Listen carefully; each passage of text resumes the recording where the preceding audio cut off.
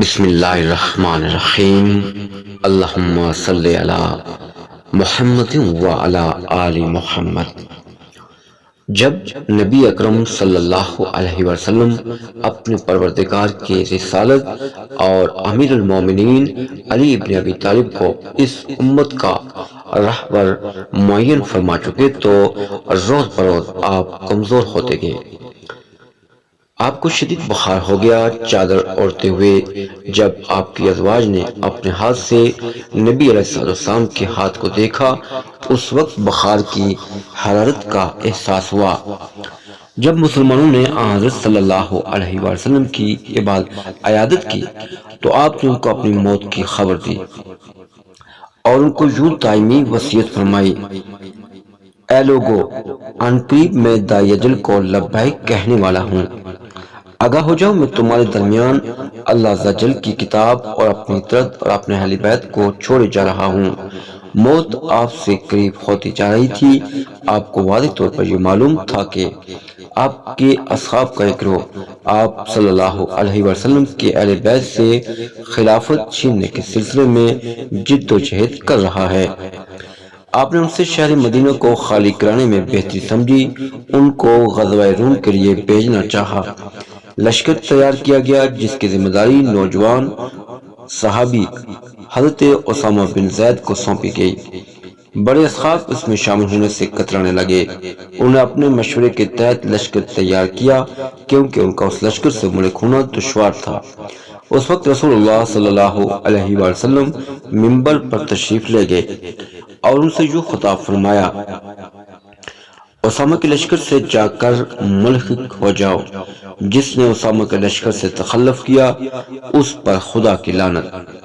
نبی علیہ السلام کی اس طرح سخت انداز میں کی گئی ان نصیحتوں کا ان پر کچھ اثر نہ ہوا اور انہوں نے نبی کے فرمان پر کان نہیں دھرے۔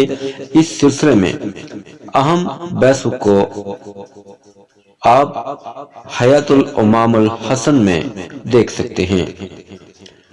نبی علیہ السلام نے اپنے وسیع اور باب مدینۃ العلم کے لیے غدیر کے دن کی بیعت اور شورا کے دروازوں کو بند کرنے کے لیے یہ بہتر سمجھا اور آپ نے فرمایا: اِقْتُونِی بِالْکَتِفِ وَالدَّوَاتِ لَأَکْتُبَ لَکُمْ کِتَابًا لَن تَضِلُّوا بَعْدَهُ أَبَدًا۔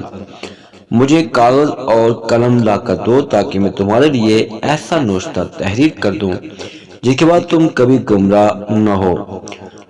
مسلمانوں کے لیے بہت بڑی نعمت تھی۔ سرور کائنات اس طرح اپنی امت کو گمراہی سے بچنے کی ضمانت دے رہے تھے تاکہ امت ایک ہی راستے پر چلے جس میں کسی طرح کا کوئی بھی موڑ نہ ہو۔ امت مسلمہ کی ہدایت اور اصلاح کے لیے اس نوشتہ سے بہتر کون سا نوشتہ ہو سکتا ہے؟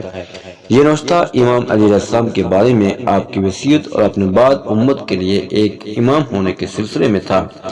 بعض اصحاب نبی کریم صلی اللہ علیہ وسلم کے مقصد سے باخبر تھے کہ نبی علیہ السلام اس نوشتہ کے ذریعے اپنے بعد امام علیہ السلام کو اپنا خلیفہ بنانا چاہتے ہیں، لہذا اس بات کی یہ کہہ کر تردید کر دی کہ حسبنا کتاب اللہ، ہمارے لیے کتاب خدا کافی ہے۔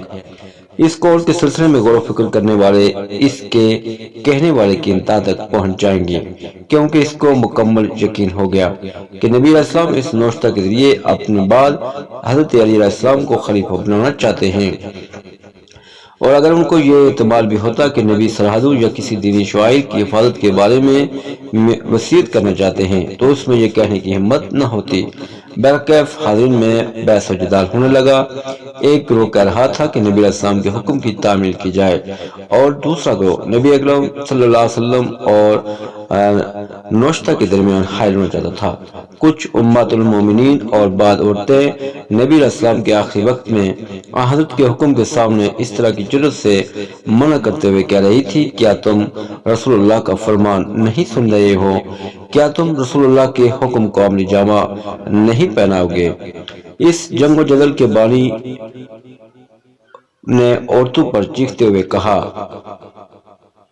رسول اللہ صلی اللہ علیہ وسلم نے اس کی طرف دیکھ کر فرمایا: ان کو چھوڑ دو، یہ تم سے بہتر ہیں۔ حاضرین کے درمیان جھگڑا شروع ہو گیا اور عنقریب تھا کہ نبی علیہ السلام اپنے مقاصد میں کامیاب ہو جائیں تو بعد حاضرین نبی علیہ السلام کے اس فعل میں حائل ہوتے ہوئے کہنے لگے نبی صلی اللہ علیہ وسلم کو ہذیان ہو گیا ہے۔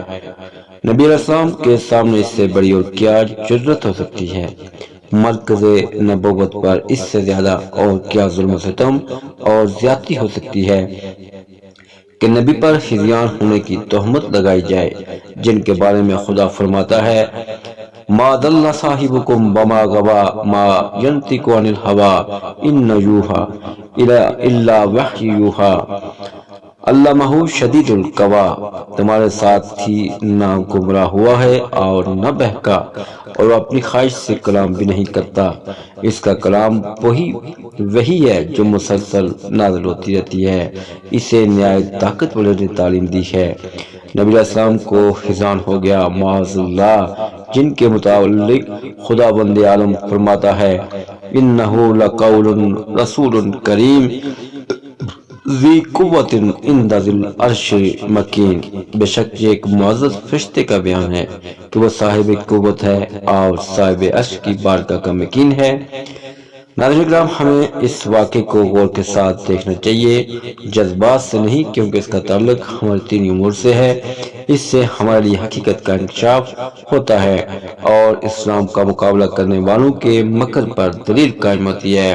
بہرحال ابن عباس امت کے نیکوکار افراد میں سے ہیں، جب ان کے سامنے اس واقعے کا تذکرہ ہوا تو ان کا دل حزن و غم اور حسرت و یاد سے پگھل کر رہ گیا، وہ رونے لگے، یہاں تک کہ ان کے رخساروں پر موتیوں کی طرح آنسوؤں کے قطرے بہنے لگے، اور وہ یہ کہتے جا رہے تھے جمعرات کے دن کیا ہو گیا؟ رسول اللہ کا فرمان ہے مجھے کاغذ اور قلم لا کر دو تاکہ میں تمہارے لیے ایسا نوشتہ تحریر کر دوں جس کے بعد تم کبھی گمراہ نہ ہو۔ مجمع نے جواب دیا رسول اللہ صلی اللہ علیہ وسلم کو ہذیان ہو گیا، العیاذ باللہ۔ سب سے زیادہ یہ گمان کیا جا رہا تھا کہ اگر نبی علیہ السلام امام کے حق میں کوئی نوشتہ تحریر فرما دیتے تو لکھنے سے کوئی فائدہ نہ ہوتا، اس لیے انہوں نے نبی علیہ السلام کی کوئی پرواہ نہ کرتے ہوئے ان پر ہذیان کی تہمت لگا دی اور واضح طور پر نبی علیہ السلام کی قداست کو مجروح کر دیا۔ ان للہ و انا الیہ راجعون۔ ناظرین محترم، امام علی علیہ السلام کے مزید فضائل و مناقب کے لیے ہمارے یوٹیوب چینل کے ساتھ جڑے رہیے، چینل کو ضرور سبسکرائب کیجیے، بیل آئیکن کو پریس کیجیے تاکہ ہماری ویڈیوز آپ تک پہنچتی رہیں۔